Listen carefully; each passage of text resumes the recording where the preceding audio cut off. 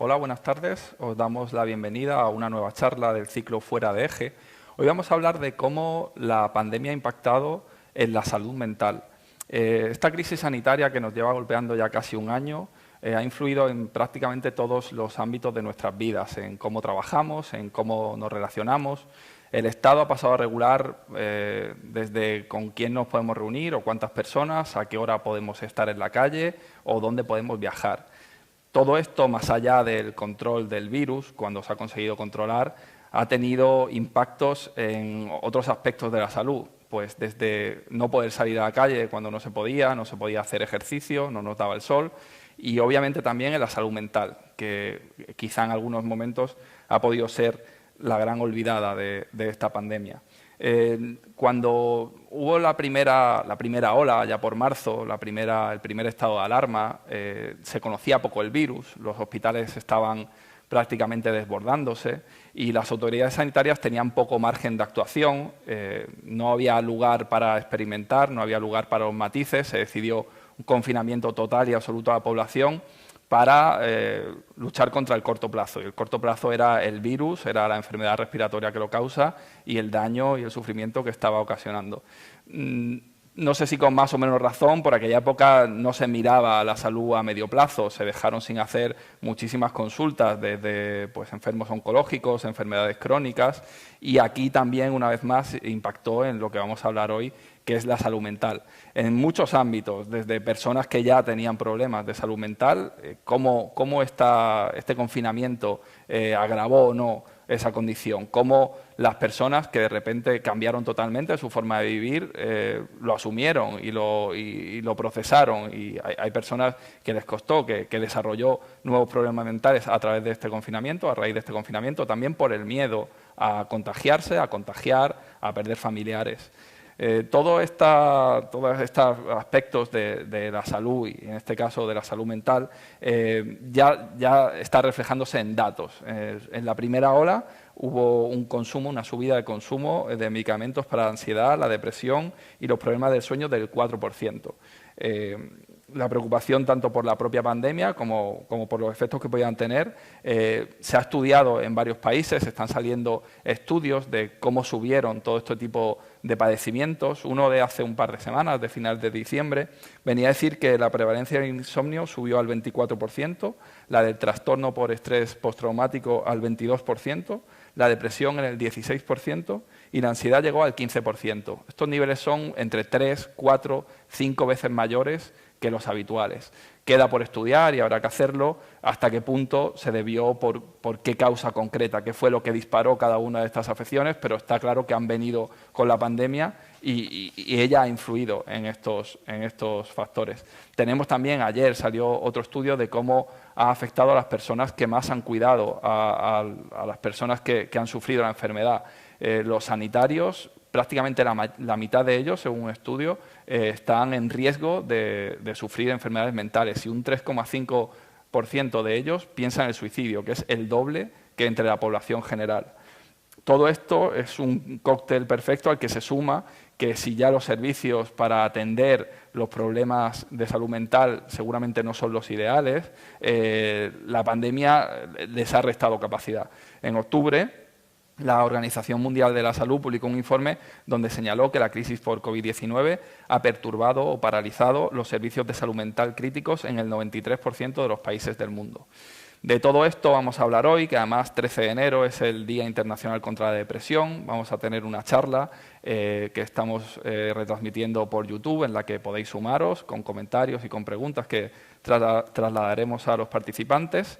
Y paso a presentarlos, que son ellos al final los que hablarán. Yo solo me limitaré a conducir su charla. Doy la bienvenida a Lucía Estrella Serra, que es psicóloga clínica política y psicoanalista, miembro del colectivo y del equipo de coordinación de la Asociación Radio Nicosia. Ella formó parte del grupo Esquizo Barcelona y de la electrodoméstica SPY. Es cofundadora del equipo de acompañamiento terapéutico Acelubert, docente del posgrado en salud mental colectiva de la URV y tutora de prácticas en psicología social en la UOC. Bienvenida, Lucía. Muchas gracias. Muchas gracias. Y con ella charlará Santiago López Petit, que fue militante de la autonomía obrera de los años 70, trabajó durante años como químico antes de estudiar filosofía y ser profesor de filosofía contemporánea en la Universidad de Barcelona. Él es uno de los impulsores de la plataforma Espai en Blanc, cuyo objetivo es construir un pensamiento crítico y experimental. Ha publicado, entre otros, los libros Entre el ser y el poder, Una apuesta por el querer vivir, Amar y pensar, El odio del querer vivir, Hijos de la noche y el gesto absoluto, El caso de Pablo Morando, Una muerte política. Santiago, bienvenido, muchas gracias. Gracias, Pablo. Quería empezar por preguntaros algo que comentaba al principio. Al principio de la pandemia, no sé si ahora ha sucedido tanto, porque las restricciones se han modulado también para no perjudicar a la economía, que también tiene que ver con la salud. Pero al principio hubo un corte muy fuerte, no sé si se eligió la salud física, la salud contra el coronavirus, no enfermar de esta enfermedad respiratoria, y se olvidó la salud mental, si es que esta dualidad de salud física y mental es posible hacerla, o van las dos ligadas. No sé qué pensáis. Santiago, por ejemplo, comienza tú. Sí, primero yo diría que la separación entre mental y físico es algo que pertenece al siglo XVII. O sea, un filósofo, Descartes, fue el primero que empezó a separarlo, una sustancia mental y una sustancia extensa, psíquica o extensa, ¿no? Y cuando elaboraba esta estrategia, dejó a un lado la locura. Es decir, él llegó a la conclusión, pienso, luego existo, pero dejó a un lado la locura, ¿no? Entonces, yo creo que esta dualidad no nos sirve, que los propios psiquiatras saben muy bien que la salud mental no es solo algo que pertenece a un ámbito psiquiátrico, sino que tiene que ver con condiciones de vida, etcétera, etcétera, ¿no? La esquizofrenia está ligada a la industrialización, etcétera. Y esto por un lado, ¿no? Y por otro lado, la oposición salud-enfermedad tampoco sirve. Es una dualidad demasiado simple. Es una dualidad que en el fondo corresponde a una idea súper antigua, que es la relación entre la luz y la oscuridad. La salud sería la luz, la oscuridad la enfermedad. No, lo que hay son grises y bueno, y la enfermedad a veces es una forma de resistencia frente al mundo. No es simplemente una perturbación de la salud. Y bueno, no sé, que Lucía... Lucía, ¿qué piensas? En la línea de Santi, creo que a veces seguimos insistiendo en mantenernos en la estructura binaria, en solo dos compartimentos para pensar toda la complejidad de la existencia, de la vida humana, de las otras formas de vida, y también nos encontramos continuamente con que toda esa complejidad existencial realmente no entra en esos dos espacios. Salud, enfermedad, hombre-mujer, norte-sur, arriba-abajo, sano-enfermo, hay sur en el norte, hay norte en el sur, muchas personas que pasan por momentos de alucinaciones, que escuchan voces, lo que podemos llamar una crisis, ¿no?, relacionada con el sufrimiento mental. También relatan que han sido momentos de una lucidez impresionante, que han podido encontrar, descubrir, entender, elaborar cuestiones aún con el sufrimiento. Entonces, claro, ahora con estos datos que tú nos compartías, en estos meses que hemos atravesado, que seguimos atravesando situaciones tan complejas, intentar hacer encajar el malestar, incluso con los nombres de categorías clínicas, ¿no? Ansiedad, depresión, esquizofrenia también. Bueno, quizás necesitamos detenernos y pensar un poco, ¿no? Depresión es una palabra que puede nombrar algunas cosas, pero pareciera a veces que tiene una categoría en sí misma, que la ansiedad tiene una existencia en sí misma, por fuera de las personas, de sus circunstancias, de su historia, de sus deseos, de sus fantasías, de la alimentación que podemos permitirnos, de los dolores que arrastramos incluso de generaciones anteriores. La cosa parece que es mucho más compleja, ¿no?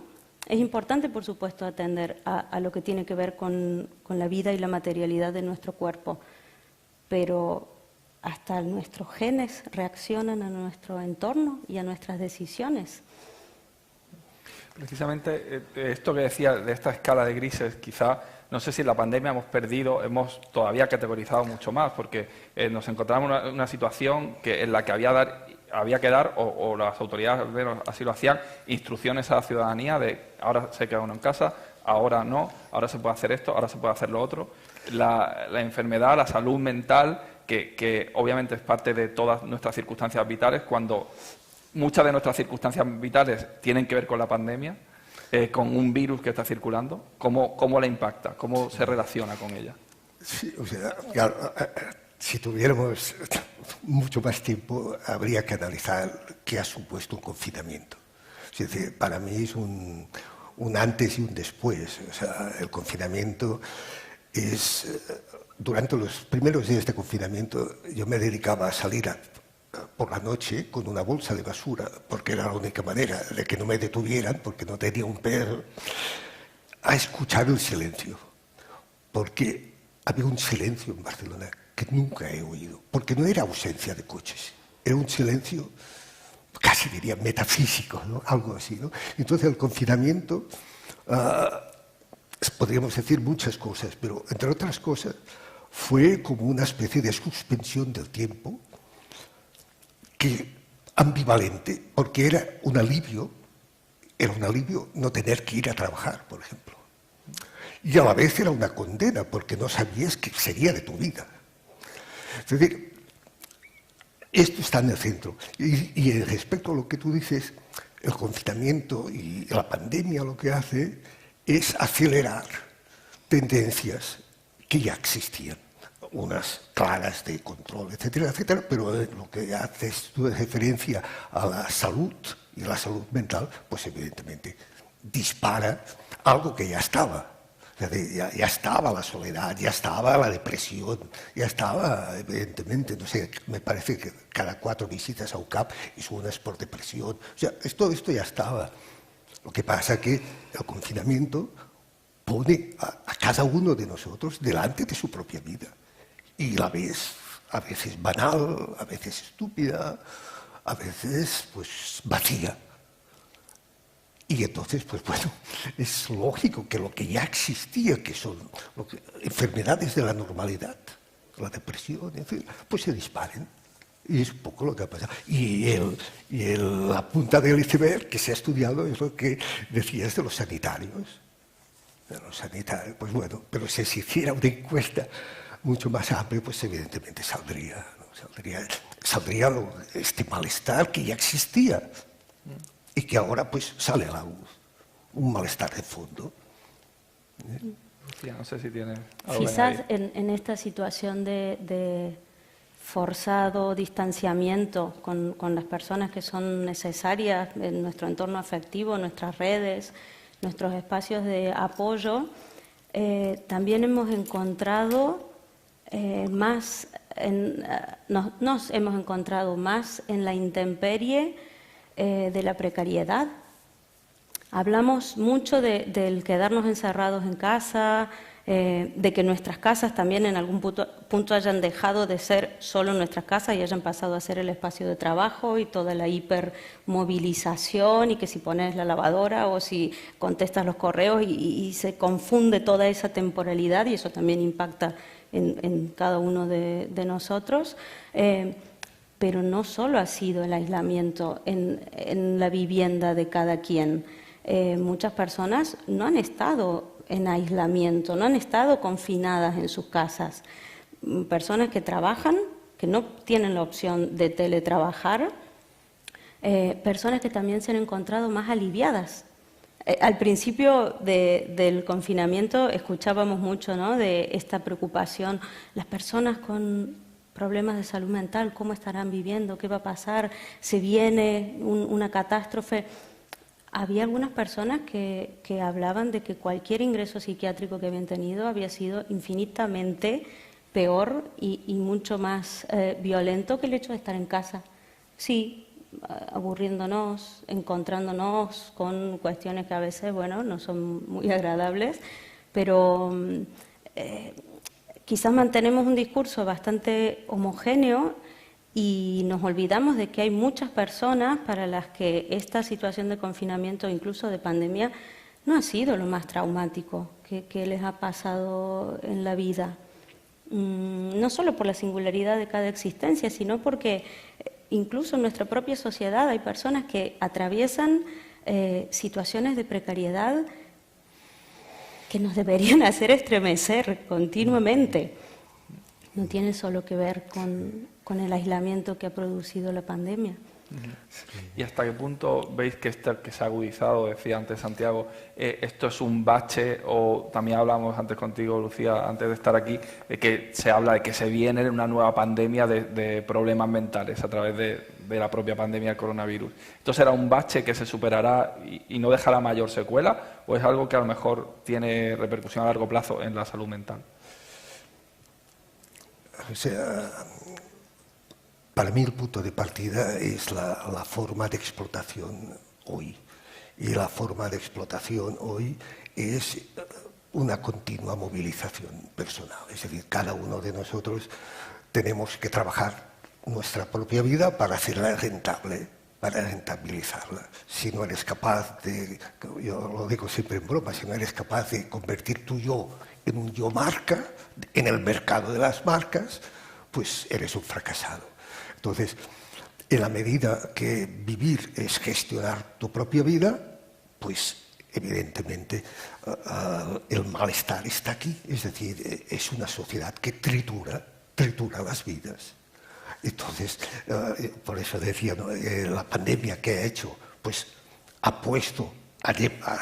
mostrado este malestar social que no tiene nada que ver con el malestar de los años 60, ¿no? El malestar de los años 60, ves películas de aquella época y era la repetición del trabajador que se levanta a las 8 de la mañana, que vuelve, coge el metro y vuelve a casa, era la monotonía.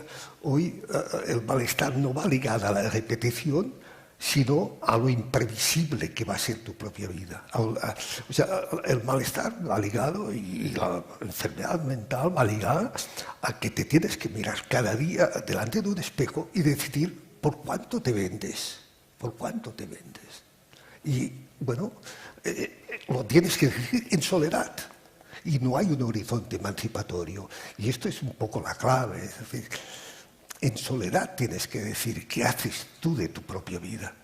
Y esto evidentemente es duro, es duro. Sí. Lucía, ¿cómo ves tú el hecho ese que se comenta, que hablamos de la nueva o la pandemia de enfermedad mental? ¿Esto existe, existirá? ¿Tiene sentido hablar de eso? A ver, lo que vemos es que hay como un pánico, ¿no? Un miedo a esa ola, a esas olas de problemática, de sufrimiento mental que llegarán como si no estuviéramos ya atravesando situaciones de sufrimiento, de precariedad, de dificultad.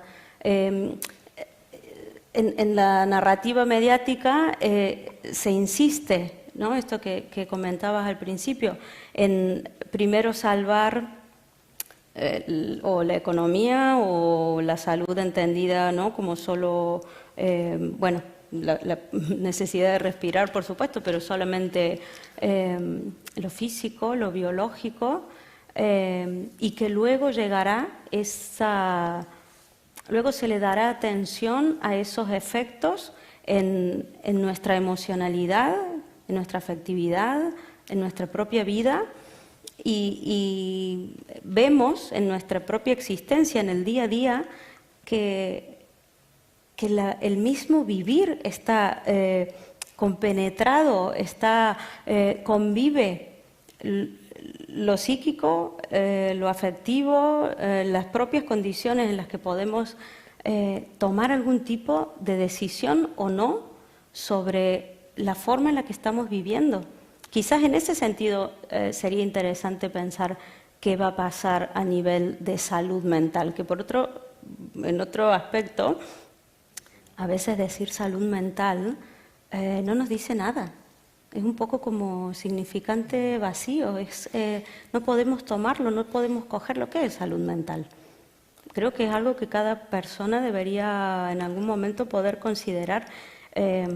Saber que mi abuela está bien, me hace sentir bien, que puedo decidir sobre si voy o no voy a un sitio, si puedo sentir que participo y que afecto, que puedo modificar mi entorno. No solamente tiene que ver con los diagnósticos o con esas etiquetas que también continuamente resuenan, ¿no? Ansiedad, depresión, dificultad. Por supuesto que estamos teniendo dificultades, pero para poder encontrarnos nuevamente en un rol de actividad, de posibilidad de modificar las situaciones en las que estamos, pues necesitamos también espacios en donde nuestra experiencia, nuestra voz, pueda generar efectos reales, no solamente acatar órdenes y asumir y como posibilidad de liberar un poco de tensión, acusar al vecino de al lado si hace o si no hace lo que se espera que se ha de hacer. Esto también tiene que ver con nuestro bienestar mental y con el bienestar de la propia vida. Los dos habéis hablado de miedo, del miedo a tomar decisiones, del miedo a por cuánto me vendo, de alguna forma has dicho tú, Santiago, y me interesa también lo que decías, Lucía, de acatar, que va mucho con la pandemia, ¿no? Hay aquí una dualidad de, por un lado, las autoridades te dicen lo que tienes que hacer, por otro lado, confían en tu responsabilidad personal. ¿Cómo podemos hacernos cargo de este miedo, quizá siendo más proactivos a la hora de hacer cosas nosotros, no estar esperando a que nos digan lo que hacer? ¿Tiene algo que ver? Sí, lo que tú dices me lleva a pensar una pregunta que durante todo este tiempo me he estado haciendo, ¿no? Cada día nos están diciendo que nuestra vida no vale nada, que somos un Kleenex que se usa y se tira, que el ser precario ya es la forma de ser. Y entonces el Estado quiere salvarnos a todos. Entonces, aquí hay algo que no se entiende. Es decir, dicen que hay una guerra contra un enemigo interno y se hace en función de la vida como bien supremo. Y el año pasado murieron 5 millones de niños de hambre. Entonces, o sea, aquí hay como una serie de paradojas que deberían desvelarse. Es decir, el Estado quiere salvarnos realmente y lo planteo más allá de la dualidad economía-vida, ¿no? Que es un poco, digamos, el escaparate de la discusión periodística. Pero más allá de esta dualidad hay una cuestión de fondo. Es decir, en esta sociedad la vida no vale nada, solo la de unos cuantos. Y en este sentido el confinamiento tenía una dimensión, si queréis, filosófica, metafísica, pero era clasista totalmente clasista, ¿no? Y bueno, yo sigo dando vueltas a esta cuestión. Es decir, ¿por qué de pronto la vida se pone en un primer plano? ¿Pero qué vida? Una vida con mayúscula, neutralizada políticamente. Y ya terminó, pero es curioso y muy divertido que muchos intelectuales y cineastas y yo qué sé, que se han mirado el ombligo toda la vida, ahora descubren que somos vulnerables. Este ha sido el gran descubrimiento de la pandemia. Vulnerables e interdependientes. Y la vulnerabilidad que descubren es una vulnerabilidad limpia, es decir, casi trascendental, existencial. Y se olvidan que es la precariedad o la exclusión, ¿no? Entonces, yo creo que hay que ser bastante duro en el enfoque de lo que está sucediendo, ¿no? Porque va a marcar un antes y después. Se están acelerando tendencias de control, etcétera, etcétera, muy serias, realmente, ¿no? Bueno. En esa posibilidad de habitar la propia vulnerabilidad que dice Santiago, claro, existe la cuestión de en qué contexto uno puede permitirse esa vulnerabilidad. Porque este discurso, ¿no?, de que todo irá bien, de que irá bien, anirá bien, anirá bien, está bien, necesitamos, por supuesto, tener esperanza y poder enfocarnos en el mediano o largo plazo, pero también necesitamos expresar el malestar, poder enunciarlo, poder ponerle palabras, poder hacerlo pasar por el cuerpo. Y allí existe también la cuestión de ¿con quién? ¿Con quiénes? ¿Con quiénes comparto mi malestar? ¿Con quiénes puedo sentirme, dejarme vulnerable? ¿A quiénes puedo recurrir para hacer efectiva esta interdependencia? Porque lo que encontramos cada vez menos, pero muchas veces, en la respuesta institucional sigue siendo el orden jerárquico, la mirada patriarcal, el no lugar para las propias experiencias, pero por otro lado vemos y forma parte ya de una nueva realidad, incluso de una manera de entender la salud mental, si nos quedamos con ese término, en el que las personas participamos activamente, reconocemos nuestras capacidades, afinamos nuestras herramientas para construir la salud y las situaciones concretas, el entorno que necesitamos. Y sobre esto podría estar mucho tiempo hablando, pero en cada comunidad del territorio español hace tiempo que existen grupos de apoyo mutuo, espacios en donde las personas se juntan voluntariamente a pensar, a acompañarse, a resolver, a construir respuestas de manera colectiva. Eso ya está pasando.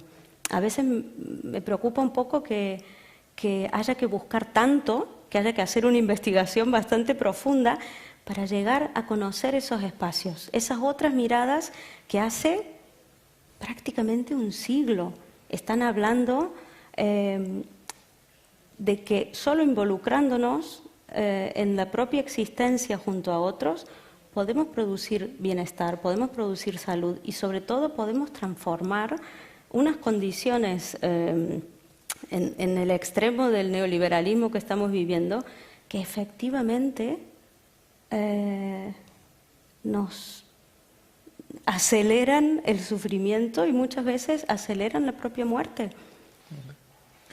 La posibilidad de reconectar con la vitalidad. A veces se nos expropia de eso, ¿no? Y estos espacios, Lucía, la pandemia los está potenciando, los está anulando, siguen funcionando al margen de todo lo que está pasando. Esos espacios han permitido que muchas personas estemos donde estamos. Las redes vecinales, las redes de cuidados antirracistas, los grupos de apoyo mutuo que se han transformado a una velocidad increíble a lo virtual, al encuentro por ordenador, que han estado atentas a personas que no tenían acceso a teléfono, a redes, que vivían solas, redes de Internet. Todos esos espacios están funcionando de manera activa. Realmente a mí me alegra muchísimo cuando escucho, cuando leo, también a veces cuando somos convocados a formar parte de estas redes, no solo de colectivos, sino ya hasta federaciones de personas que se están movilizando desde su deseo para transformar la propia realidad y sobre todo para cuestionar ese lugar en el que se espera que las personas no hagan nada, que solo seamos pacientes. Eso ya no existe más, digamos, eso ya pasó.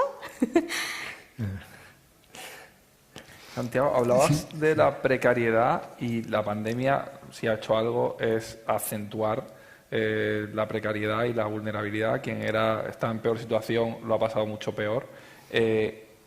como venimos hablando de la salud mental, a nivel de salud mental, ¿crees que también ha sucedido lo mismo? Quizá, antes me gustaría distinguir que cuando hablamos de salud mental, creo que todavía separamos normalidad de anormalidad. Y salud mental es no ser anormal, no estar, comportarse como normal, ¿no? Si no, estás loco. Entonces, yo creo que este enfoque de la salud mental en relación a la dualidad normal-anormal servía cuando, digamos, la locura estaba en el centro de una reflexión, cuando es un malestar más difuso, ligado a la precariedad, cuando es un malestar que va desde la ansiedad a la depresión. Entonces, esta dualidad normal-anormal no sirve. Y creo que no sirve, que es insuficiente. Y yo he intentado introducir un otro lugar que sería el de la anomalía. Entonces, de alguna manera todos somos una anomalía. Todos los que no se pliegan a la normalidad somos una anomalía. Y creo que por aquí se puede conectar un cierto discurso político que sale de,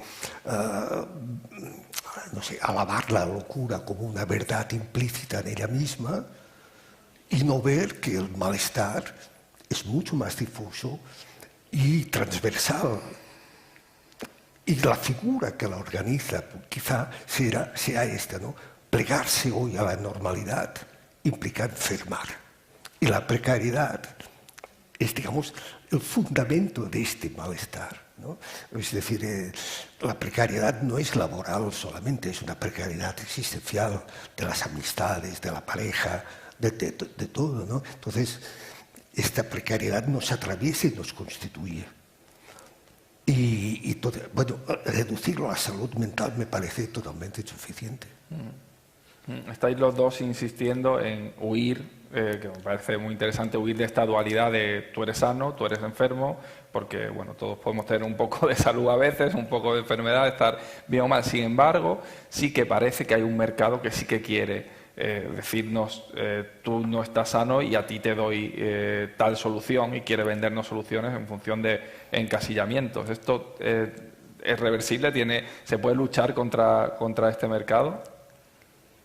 Se puede luchar contra el mercado, primero asumiendo que hay un discurso absolutamente neoliberal y diría perverso en la excesiva creación de diagnósticos, en la excesiva medicalización de las personas hasta el punto de enajenarlas de sí mismas, en los intentos todavía por evitar la participación de las personas sobre sus propias vidas, sobre las decisiones que se han de tomar, no solo sobre lo terapéutico, sino sobre dónde quieren vivir o con quién, dónde queremos, ¿no? Decisiones que son básicas.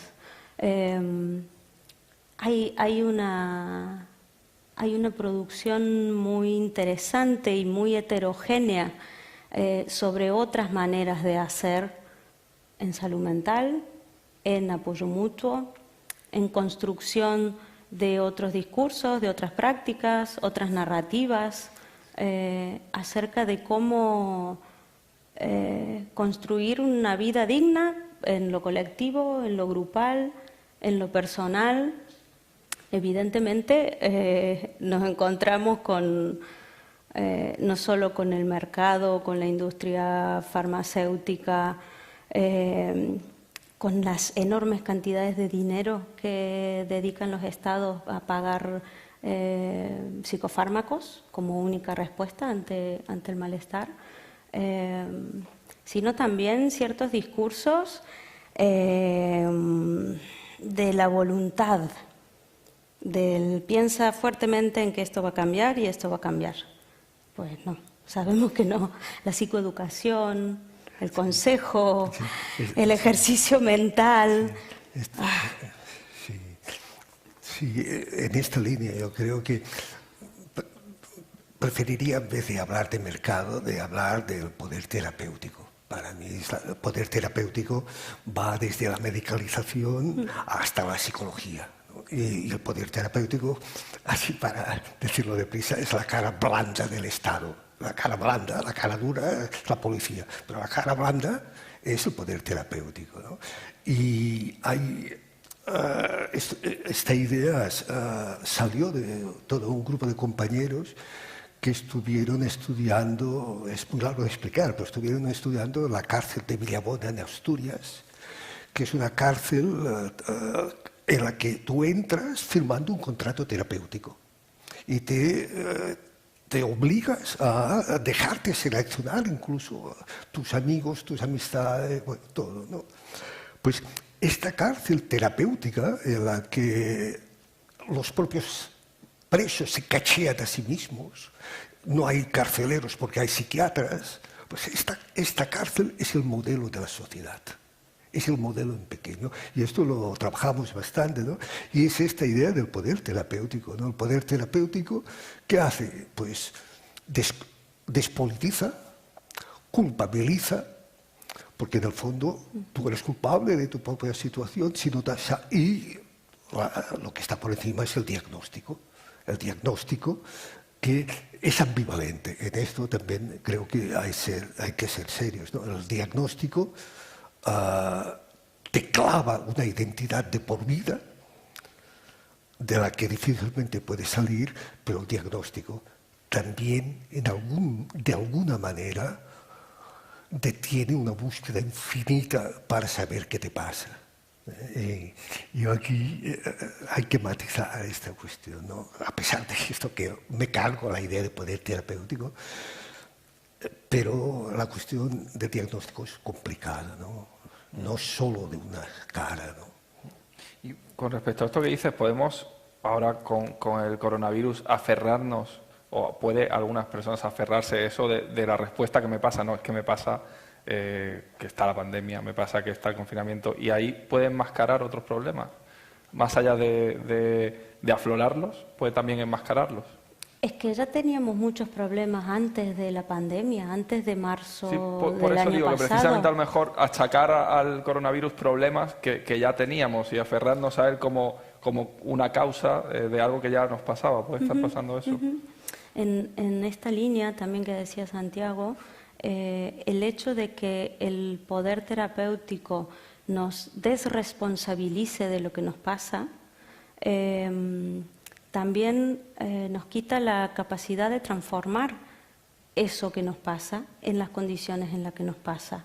No solo por el lado de la psicopatología o el lado de los diagnósticos. Habrán cuestiones que tendrán que ver con que llevamos meses con poco contacto social, que necesitamos de la alteridad, de la presencia del otro para afirmarnos y para poder construir, dar entidad al pensamiento, a la cercanía, a la elaboración de todo esto que nos está pasando. Pero no todo tiene que ver con la pandemia y con el coronavirus. Evidentemente, ¿no? Hay el tema de lo transgeneracional. Hay un libro muy interesante de la Teresa Morandi y de Ana Miñarro que se llama Trauma y Transmisión, en donde detallan cómo a través de diferentes generaciones esa cuantía de dolor, esa cuantía de trauma se va transmitiendo, se va heredando, incluso en el silencio, incluso en lo velado, incluso en la insistencia de no nombrar y de no decir. Ya tenemos esta situación. La pandemia lo agrava, nos cuesta mucho hablar de cómo nos sentimos, compartirlo, fragilizarnos, poder habitar esa vulnerabilidad, habitar la desestabilización. La rechazamos radicalmente y a veces hay que aprender a estar un poco en esa desestabilización que produce nuevas formas del mismo ser, produce nuevos nuevas maneras, nuevos reveses de la propia subjetividad. En general no estamos muy habituados a eso. Quizás esta es una oportunidad para, bueno, a ver qué nos pasa, ¿no? ¿Y qué le pasa al de al lado también? Estamos entrando en una, bueno, se puede llamar tercera ola, una continuación de la segunda. Va a ser casi un año desde que entramos en la primera. No sé si creéis que hemos sacado enseñanzas, que vamos a aprender algo, vamos a sacar algo en claro, o hacer cosas mejor de lo que lo hicimos hace un año, o estamos estancados en los mismos errores en el plano en el que estamos hablando.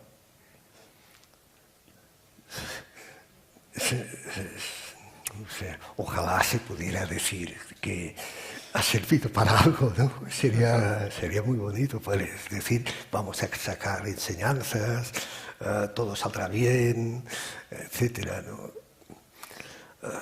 Yo creo que en el principio, en los primeros días del confinamiento duro, se jugaba algo claramente, ¿no? Que hemos perdido el control de nuestra vida porque nos han encerrado, pero ¿cuándo empezamos a perder el control de nuestra vida? Es decir, había preguntas clave que se planteaban, ¿no? Luego, con el ciclo desescalada, reconfinamiento, vuelta a confinamiento, con este ciclo, que para la economía supongo era necesario, yo creo que se ha despotenciado cualquier posibilidad de emplear, digamos, este tiempo suspendido, este tiempo interrumpido, para abrir otras posibilidades de vida.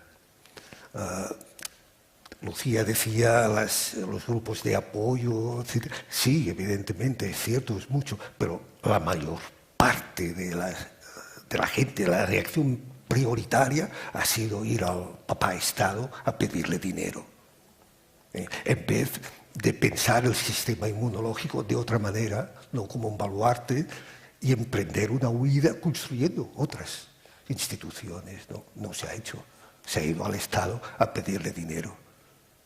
Y lo que tú dices es muy minoritario, la autoayuda. No es tan minoritario como parece.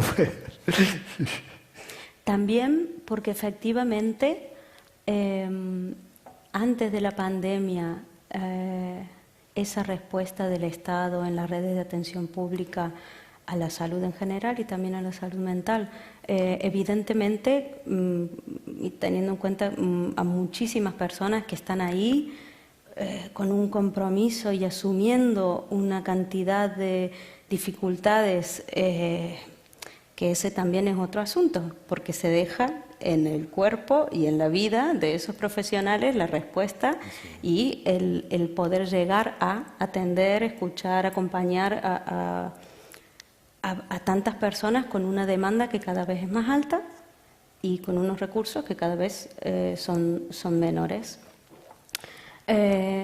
No sé si habrá aprendizajes. A ver, creo que sí, pero no me gustaría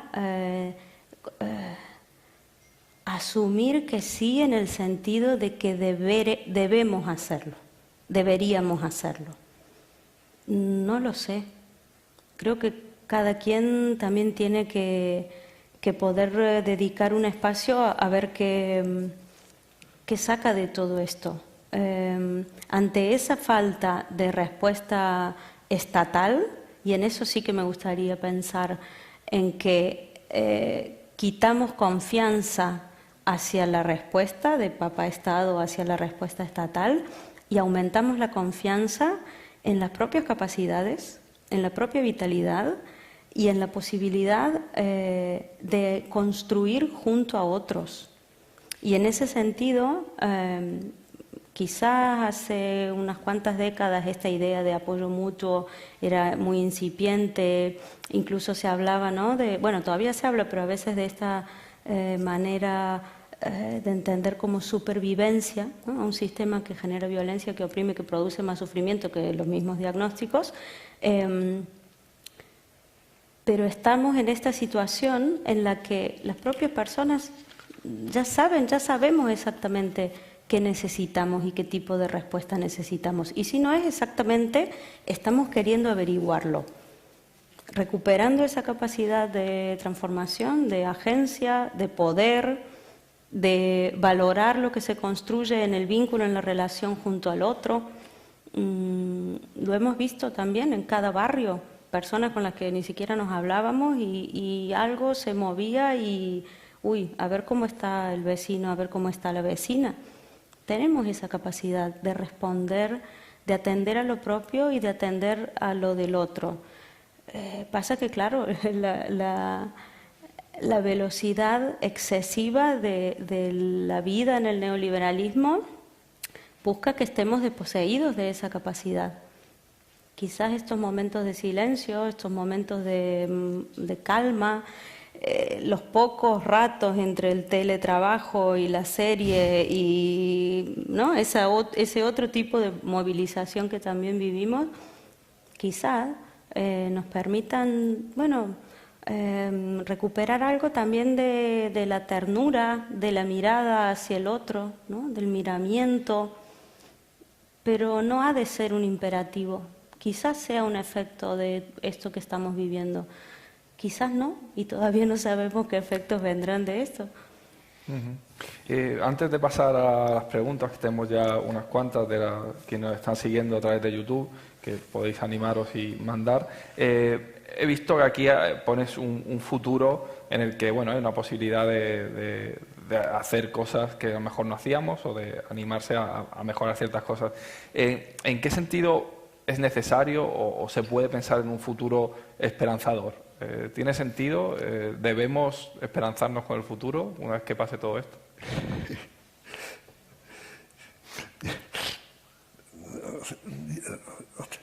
Yo siempre he defendido que la mejor lucha es la que se hace sin esperanza. Y la esperanza va ligada al miedo. Miedo y esperanza son las dos caras de lo mismo. Entonces, yo creo que de cara a un futuro, pues lo primero que hay que hacer es no engañarse, no autoengañarse y abrirse a lo que Lucía planteaba, que en el fondo es cómo politizamos el malestar. Es decir, cómo este malestar social no lo vivimos individualmente como una especie de fracaso personal, sino como efectos de un capitalismo desbocado. Y esto es politizar el malestar. En el fondo, politizar el malestar es la fuerza de dolor que nos atraviesa, porque esta sociedad tritura a la gente, a los individuos, esta fuerza de dolor, ¿cómo la tomamos en nuestras manos? Para mí es esto, ¿no? Y el futuro esperanzador sería esta fuerza de dolor que nos atraviesa a tanta gente, hacia dónde la apuntamos. Y esta es la clave, hacia dónde la apuntamos, sin equivocarnos y sin apuntar al vecino. Esta es la clave, ¿no? Quizás serviría eso. No sé si tienes algo que añadir, Lucía. Tenemos más poder del que creemos que tenemos, en general. Luego, ¿qué hacemos con esa fuerza? Vale, es complejo. Hay que ver a qué anudamos nuestra vitalidad y también a qué anudamos la necesidad de habitarnos también desde esos momentos de malestar, desde esos momentos de silencio, de poco movimiento, de tranquilidad. Lo que decía antes, es necesaria la esperanza, pero también va anudada al deseo a nivel social, a nivel colectivo, en la situación de cada persona. No tener esperanza como un imperativo, quizá esa también sea la manera de mantener una esperanza, ¿no? De luchar por la vida, que es una lucha que hacemos toda la vida. Ha de hacerse toda la vida. Y se hace en composición, se hace con otros, se hace incluso sacándonos un poco del centro, ¿no? La naturaleza, las otras formas de vida, ¿no? Queremos rápidamente concluir y producir pensamiento. Pues no somos tan importantes. Bueno, hay ahí varias cuestiones también, ¿no? Para introducir incluso otro ritmo, otros tiempos que necesitamos. Pues si os parece vamos a pasar a algunos comentarios y preguntas de quienes nos están viendo a través de YouTube. Teresa Torres hace una reflexión que me parece interesante porque dice: lo que me afectó más del confinamiento y aún ahora es la falta de afecto con mis hijos y nietos. O sea, es una persona que se sintió sola, se dio cuenta a lo mejor de esta falta, hizo falta una pandemia para darse cuenta de esta falta de afecto. ¿Por qué puede suceder esto? No sé si tenéis una respuesta, a lo mejor no, a esta reflexión de Teresa. Sintió la falta de afecto. Sí, dice que lo que más le afectó es la falta de afecto con sus hijos y nietos. Claro. Es que el confinamiento sacaba a la luz mucha porquería también. Es decir, sacaba a la luz lo mejor y lo peor también, ¿no? En mi caso, que he sido padre viejo y tengo un niño y una niña de 14 años, pues ha sacado la adolescencia. Y de pronto ha sacado la adolescencia y no entiendes nada. Y no entiendes nada, ¿no? Y es un poco lo que dice esta señora, la misma idea, ¿no? Hostia, pues, Quizás sea esto que dice Teresa, ¿no? La afirmación de la importancia del afecto, de los afectos, del otro que afecta mi existencia y a todos los otros a los que nuestra propia existencia afecta. No es lo mismo que las emociones, que también está muy bien, pero la afectividad está profundamente relacionada con la potencia de la vida. Y también esos momentos en que la vida necesita respirar un poco. En Necane Ayestarán dice, bueno, supongo que más para ti, Lucía, aunque si quieres Santiago también responder, dice: para mí la pregunta es ¿qué podemos hacer? ¿Cómo organizarnos? Aquí no sé si cualquiera de los dos, pero Lucía, que ha hablado mucho de ese organizarse, de ese acudir a grupos. Sí. No, esta pregunta es casi una pregunta tradicional, ¿no? Yo creo que la respuesta es empezar a organizarse desde uno mismo, desde uno mismo. Sí, liberándose de esto de autoengaños, liberándose de ataduras. Es decir, en el fondo, ¿qué era el confinamiento? Sino un vacío que vaciaba de tonterías. En el fondo era esto, era un vacío que te vaciaba de tonterías. Veías la muerte, no directamente, pero de los demás.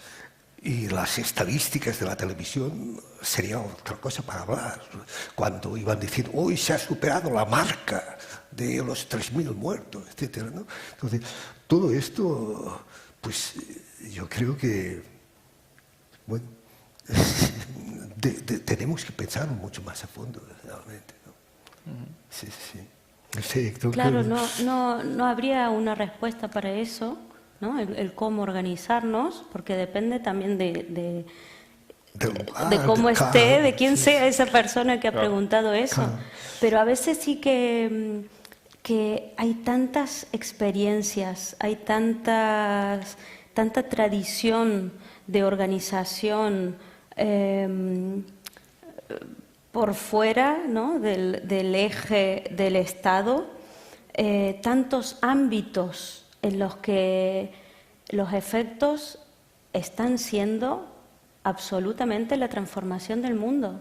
Podemos pensar en los feminismos, podemos pensar en toda la revuelta que hay a nivel de denunciar el racismo estructural que nos habita en en Europa y en otros lugares del mundo, simplemente orientando la atención hacia esos grupos, esos colectivos que ya se han juntado, que han compartido sus saberes, han acordado cómo hacerlo, cuándo, dónde, para qué. Tampoco hace falta estar continuamente en esa activación o en la esquina de donde uno vive.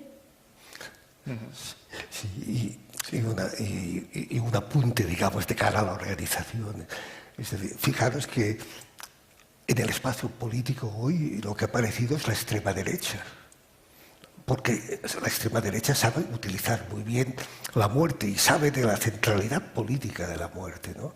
Entonces, frente a la idea de libertad de la extrema derecha, que es la libertad individual, que es falsa porque no existe la libertad individual, pues yo creo que la organizarse pasa por pensar una libertad colectiva, porque el querer vivir que nos atraviesa también es colectivo. Y este es el punto de partida, es decir, solo una dimensión colectiva puede salvarnos.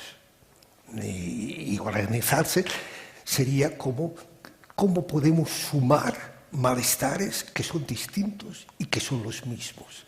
Y esta es para mí la pregunta, ¿no? Precisamente Sergi Parra pregunta, ¿puede el malestar social agravado y visibilizado por la pandemia abonar el terreno a las ideologías extremistas y violentas? Poner el ejemplo del espacio del supremacismo blanco. Es que esta es un poco la clave, es decir, el pensamiento reaccionario sabe muy bien la importancia de la política de la muerte, desde Hobbes, que dijo que el Estado nos salva de matarnos entre nosotros, a Carl Schmitt, ¿no?, que dice que el soberano decide, ¿no? Y en cambio, pues, posiciones críticas, y esto, como son políticamente correctas, no se atreven a mirar la muerte a la cara. Y entonces, pues, por eso no se oyen otras posiciones. Por eso no se oyen. Y yo creo que, es decir, una cosa es, resumiendo, una cosa es lo que hace la extrema derecha, que es amenazar con la muerte, y la otra cosa es desafiar con el querer vivir. Son cuestiones absolutamente y radicalmente diferentes, ¿no? Y esa movilización que hace la derecha del miedo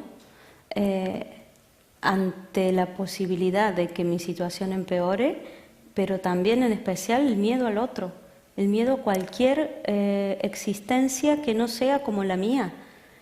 Y en ese punto hay mucho por hacer, incluso en relación a lo que a cada uno nos pasa ante el otro. Yo creo que mi salud mental está afectada por las condiciones de trabajo de la mujer que está en el supermercado de enfrente de donde vivo, radicalmente, y la persona de la esquina, y la pareja de ancianos que vive en un piso arriba también. No, digamos, creo que no necesitamos grandes infraestructuras para organizarnos o para enfrentar todo ese discurso de odio y de perversión. Quizás es también la cuestión micropolítica de atender a esos pequeños gestos que todos reproducimos, de miedo ante el otro, de miedo a perder ciertos privilegios o ciertas condiciones de estabilidad. Bueno, ahí hay un ejercicio de cuestionamiento, cómo encontrarme con el otro, cómo darle sitio al otro para hacer algo junto a, y no tiene que ser exactamente igual a mí, va a ser diferente sí o sí, es la alteridad, recuperar algo de la ternura, de la posibilidad de ser afectado y de afectarme con el otro. No es complejo, no necesitamos un manual, no necesitamos un marketing acerca de cómo hacerlo, sabemos hacerlo. Pues llevamos una hora de charla. Si os parece, muy brevemente, una última pregunta de un tema que no hemos tocado, que son los niños. No sé cómo está afectando todo esto a los niños. Si me podéis responder en un minutito cada uno. Pues bestialmente, bestialmente. Los niños y los jóvenes, sobre todo, han sido los grandes olvidados. Es decir, aquí el debate era si abrir o no escuelas, pero de los jóvenes que van a la universidad o trabajan, se han olvidado totalmente, totalmente, ¿no? Y es muy complicado ser un adolescente y estar en clase todo el día con la mascarilla. Es decir, yo creo que todavía no sabemos el efecto que va a producir sobre los jóvenes y los niños. Todavía no lo sabemos.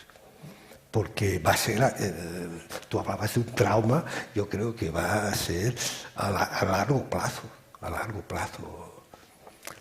No sé, quizás se olvide, pero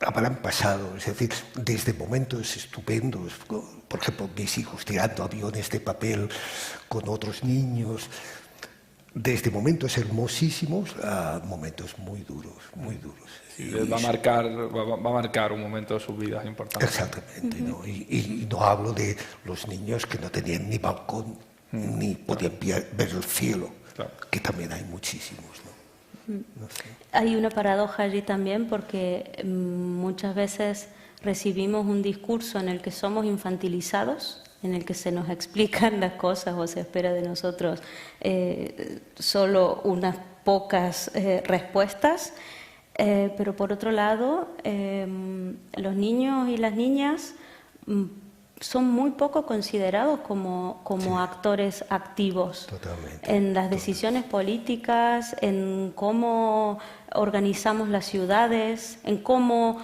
identifican ellos y ellas perfectamente qué les hace sentir mejor y qué les hace sentir peor. Ahí evidentemente han estado fuera de la mirada, sí, y han sido las familias, cuando las hay, las que han asumido todo el cuidado y todo el acompañamiento emocional. Los niños tienen muchísimas capacidades para decidir y para habitar el presente también. Pues bueno, se nos ha ido el tiempo volando, la verdad. Muchísimas gracias a los dos, Santiago, Lucía, por esta charla tan interesante, y muchas gracias a quienes han estado pues viéndonos, enviando preguntas, también a los organizadores, a la Fundación La Caixa por prestarnos este espacio y este momento de debate que ha sido muy interesante. Muchas gracias a todos. Gracias.